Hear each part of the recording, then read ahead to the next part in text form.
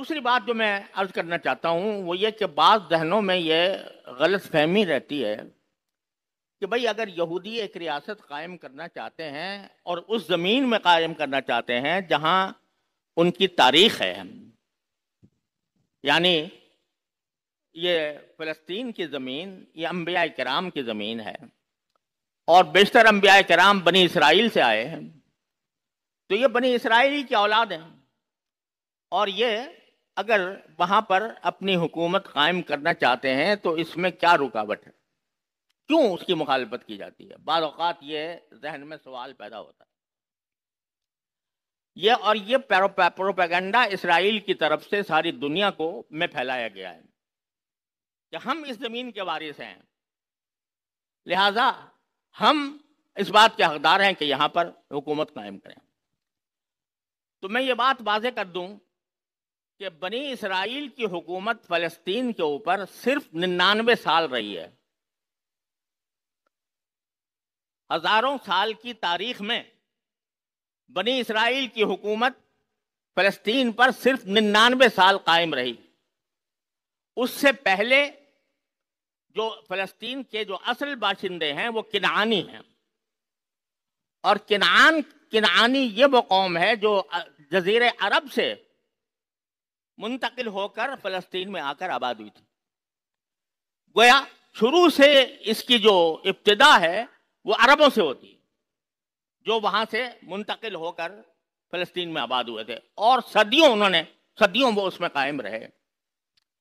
اس کے بعد حضرت موسیٰ علیہ السلام کی تشریف آوری کے بعد حضرت سموئیل علیہ السلام کی سرکردگی میں فلسطین کو فتح کیا گیا، اور اس وقت سے لے کر 99 سال بنی اسرائیل نے حکومت کی۔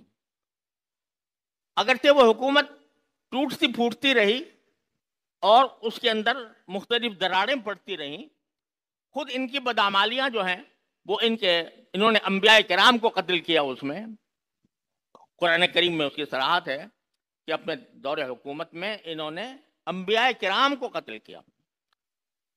اب بھی ان کی تاریخ جو عہد نامہ قدیم بائبل کے اندر موجود ہے اس میں یہ موجود ہے کہ ہزاروں انبیاء کا قتل کیا ہے انہوں نے اس 99 سال کی تاریخ میں۔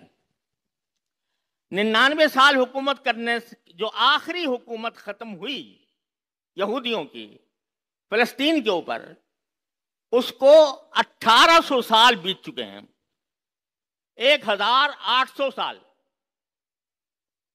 اس 1800 سال کے دوران ایک لمحے کے لیے یہودی حکومت وہاں پر موجود نہیں رہی فلسطین پہ، ایک لمحے کے لیے 1800 سال۔ اب ایک آدمی یہ کہتا ہے کہ جی 1800 سال کے بعد کیونکہ میرے آباء و اجداد 99 سال وہاں پر مقیم رہے تھے، لہذا میں حقدار ہوں کہ یہاں پر حکومت کروں، اور اس وقت جو باشندے ہیں ان کو باہر نکال کر باہر کروں اور میں حکومت کروں۔ یہ فلسفہ اگر ایک مرتبہ تسلیم کر لیا جائے تو بتاؤ موجودہ دنیا کا کیا حال بنے گا؟ پھر ریڈ انڈینز کہیں گے کہ امریکہ کے اوپر تو صدیوں ہماری حکومت رہی ہے ریڈ انڈینز کی، اور اس کو بہت زیادہ عرصہ بھی نہیں گزرا، 1800 سال بھی نہیں گزرے، تو اب ہمارا حق ہے کہ ہم امریکہ کے باشندوں کو امریکہ سے نکال کر ریڈ انڈینز کی حکومت قائم کریں۔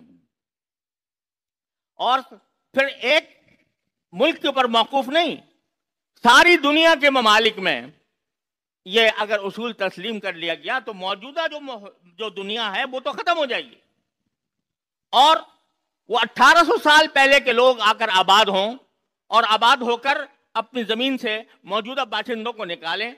یہ آخر کوئی تسلیم کر سکتا ہے دنیا کے اندر؟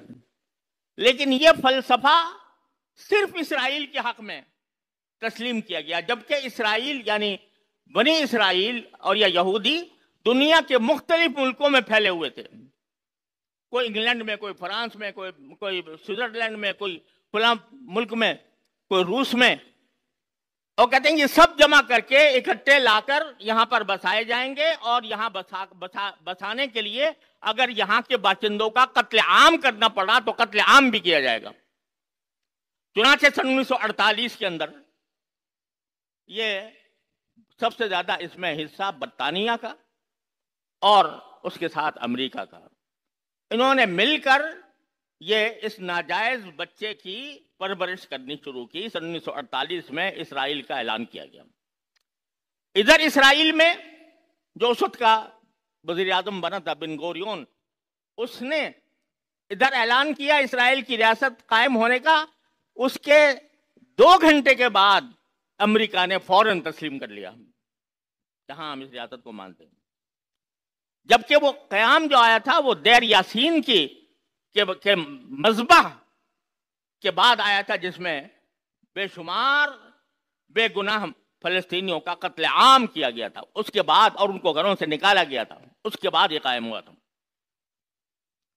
لہذا یہ کہنا کہ ہمارا حق ہے، سیاسی طور پر بھی غلط، کیونکہ 1800 سال سے ان کی کوئی حکومت وہاں پر نہیں تھی، بلکہ اس دوران مسلمانوں نے کچھ عرصے عیسائیوں نے حکومت کی، کچھ عرصے مسلمانوں نے حکومت کی، اور مسلمانوں کی حکومت کے دوران ان کو پرامن طریقے سے ان کو آباد کیا گیا مختلف جگہوں پر۔ البتہ خلافت عثمانیہ کے زمانے میں سلطان عبد الحمید رحمۃ اللہ علیہ نے یہ فرمایا تھا کہ میں ان کو یہ نہیں کرنے دوں گا کہ وہاں پر جا کر وہ اپنی آبادیاں بنائیں، وہ نہیں کرنے دیا انہوں نے۔ لیکن خلافت عثمانیہ کے جس حصے میں بھی جہاں کہیں یہودی آباد تھے، ان کو مذہبی آزادی حاصل تھی، اپنے مذہب پر عمل کریں، کوئی مسئلہ نہیں تھا۔ ایسا نہیں ہوتا تھا کہ ان کے اوپر کوئی ظلم و ستم کیا جا رہا ہو۔ 1800 سال بعد یہ بکھرے ہوئے یہودی وہ کہتے ہیں کہ ہمیں حق ہے اس کا۔ سیاسی اعتبار سے تو میں نے آپ کو یہ عرض کر دیا۔ دوسری بات جو کہی جاتی ہے وہ دینی اعتبار سے، کہ دینی اعتبار سے وہ کہتے ہیں یہاں پر حضرت داؤد علیہ السلام نے اور سلیمان علیہ السلام نے ہیکل تعمیر کیا تھا، ہم بھی اس کو تسلیم کرتے ہیں، خود قرآن کریم میں اس کا ذکر ہے۔ حضرت داؤد علیہ السلام نے بنایا تھا، حضرت سلیمان علیہ السلام نے مسجد اقصی تعمیر کی تھی۔ تو لیکن یہ ایک بہت بڑا مغالطہ ہے کہ سب سے پہلے مسجد اقصی سلیمان علیہ السلام نے تعمیر کی یا داؤد علیہ السلام نے تعمیر کی۔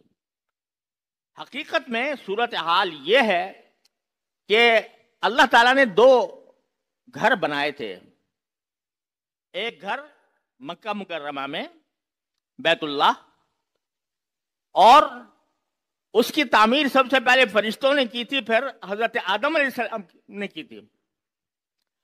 پھر چونکہ اس کے نشانات مٹ گئے تھے تو حضرت ابراہیم علیہ السلام نے آ کر اس کی نئی تعمیر فرمائی۔ حضرت ابراہیم علیہ السلام بانی نہیں تھے مسجد حرام کے، وہ مجدد تھے کہ انہوں نے اس کی تجدید کی، جو آثار مٹ گئے تھے اللہ کے حکم سے انہوں نے اس کو تعمیر کیا۔ یہ اللہ تبارک و تعالیٰ کی طرف سے ان کو حکومت۔ حضرت سلیمان علیہ السلام نے بھی وہ بیت المقدس کے بانی نہیں ہیں۔ روایات سے معلوم ہوتا ہے کہ جس طرح کعبے کی تعمیر سب سے پہلے حضرت آدم علیہ السلام نے کی تھی، اسی طرح بیت المقدس کی تعمیر بھی حضرت آدم علیہ السلام نے کی تھی، لیکن اس کے آثار مٹ گئے تھے تو سلیمان علیہ السلام، حضرت داؤد اور سلیمان علیہ السلام نے اس کو تجدید فرمائی۔ جیسے ابراہیم علیہ السلام نے کعبے کی تجدید فرمائی تھی، اسی طرح انہوں نے تجدید فرمائی۔ لہذا ایسا نہیں ہے کہ یہ بنی اسرائیل نے تعمیر کی ہو، حضرت داؤد سلیمان علیہ السلام نے کی، اور وہ ہمارے بھی پیغمبر ہیں، تو اس لیے اس کی بنا پر یہودیوں کو اس پر دعویٰ کرنے کا کوئی حق نہیں پہنچتا۔ جبکہ ان کی تورات، جس کو تورات کہتے ہیں وہ، یا جس کو عہد نامہ قدیم کہتے ہیں، بلکہ اس کے اندر یہ مذکور ہے کہ سلیمان علیہ السلام آخر میں مرتد ہو گئے تھے، کافر ہو گئے تھے، بت پرستی اختیار کر لی تھی۔ ایک طرف ان کی تورات یہ کہہ رہی ہے، جس کو وہ تورات کہتے ہیں، کہ حضرت سلیمان علیہ السلام مرتد ہو گئے تھے، کافر ہو گئے تھے، بت پرستی کرنی شروع کر دی تھی۔ ایک طرف یہ کہہ رہے ہیں، قرآن نے اس کی تردید کی، وما کفر سلیمان ولکن الشیاطین کفر۔ سلیمان علیہ السلام کافر نہیں ہوئے تھے، لیکن شیاطین کافر ہوئے تھے۔ تو وہ ایک طرف تو کہہ رہے ہیں ان کو کافر، مرتد، بت پرست، اور کہتے ہیں پھر ان کی یادگار جو ہے اس واسطے ہم اس کے حقدار ہیں. تو نہ دین سیاسی اعتبار سے ان کا کوئی حق بنتا ہے، نہ دینی اعتبار سے کوئی حق بنتا ہے. لیکن انہوں نے، امریکہ اور برطانیہ نے عالم اسلام کو منتشر کرنے کے لیے اور عالم اسلام کے دل میں لا کر ایک ناسور پیدا کرنے کے لیے اسرائیل کو قائم کیا. اور اس وقت سے مسلسل بغیر کسی توقف کے وہ وہاں کے باشندوں فلسطینیوں پر ظلم و ستم کے پہاڑ ڈھو رہا ہے.